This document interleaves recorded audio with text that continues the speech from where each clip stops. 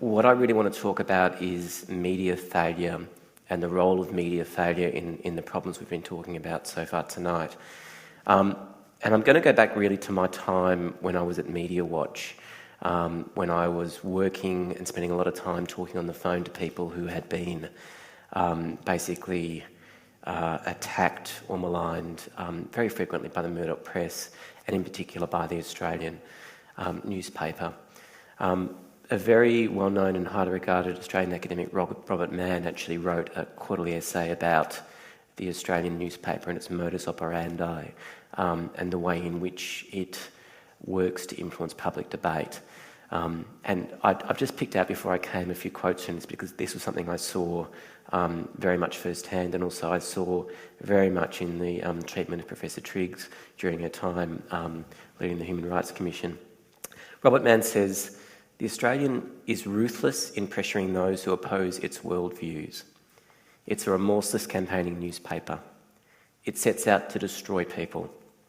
It never forgave Simon Overland, he's the former Victorian Chief Police Commissioner, for having the temerity to complain about their coverage of a terror raid. I've seen in my time the Australian newspaper go after Gillian Triggs, Simon Overland, an academic called Julie Passetti, an academic called Larissa Berent, an academic called Margaret Simons, Monica Attard, who was my colleague on Media Watch. That's just to name a few.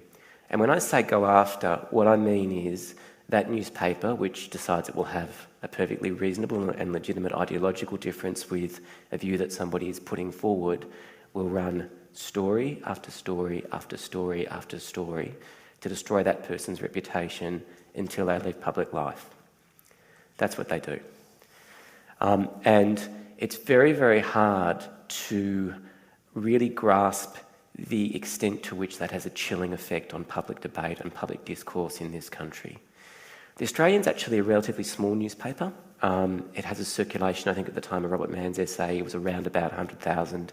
Now I think it's in the 60s or 70s. It's only a relatively small audience nationally, but it's hugely influential because it's read by everybody in Parliament House, and it's taken very, very seriously.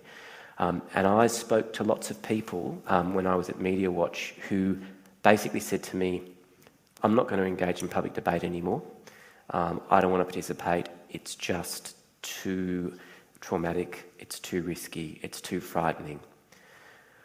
What happens when you have the media failing in that way is that you can't actually have serious evidence-based discussions about matters of public policy.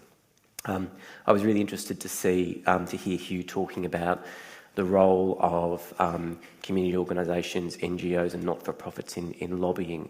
I was actually at an event in Parliament House last year, I think it was last year or the year before, run by Philanthropy Australia, where they were talking about the fact that that the community sector needed to make sure their voices are heard. And John Daly, who runs the Grattan Institute, said, this place, Parliament House, is teeming with people lobbying for vested interests.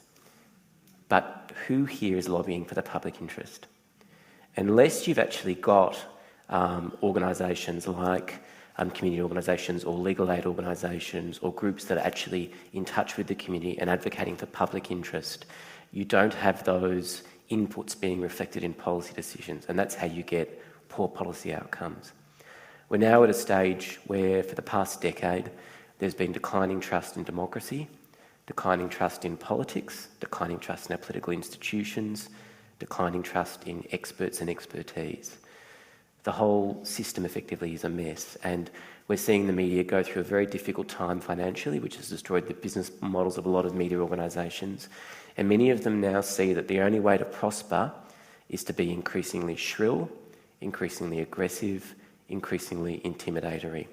So there was a time many years ago when you might have a sober newspaper which would run articles by people who might say, on the one hand this, on the other hand that, but the evidence says this, and you would get like a good primer on a policy question. I think increasingly you're seeing less and less of that in the media. Media is like a theatre of conflict. The reason this happens is because media proprietors know that if you're trying to reach a mass audience, you need to entertain that audience with a certain type of entertaining content. The downside is that we don't get the serious discussion of major public policy issues that we need. And so we have our debates largely uninformed. And in addition to that, we have the problem, which you identified, of governments trying to do things in secrecy. And there's been a massive increase in legislation and government activity which impacts on our right to know.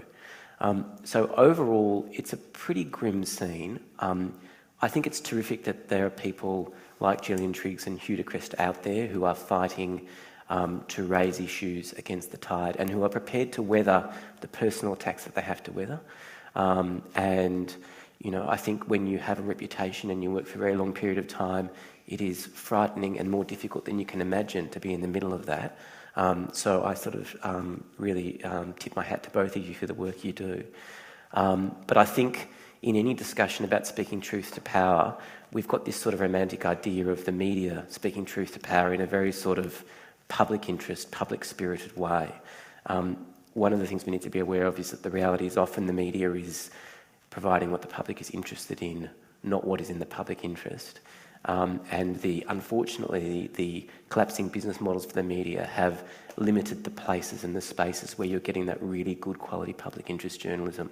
So on your list of problems to be fixed, I think, you know, obviously there's lots to do on the major public policy questions, but also the system itself that enables us to have a sober debate, understand the issues, respectfully disagree, and reach a conclusion is also something we really need to consider very, very thoughtfully. Thank you very much.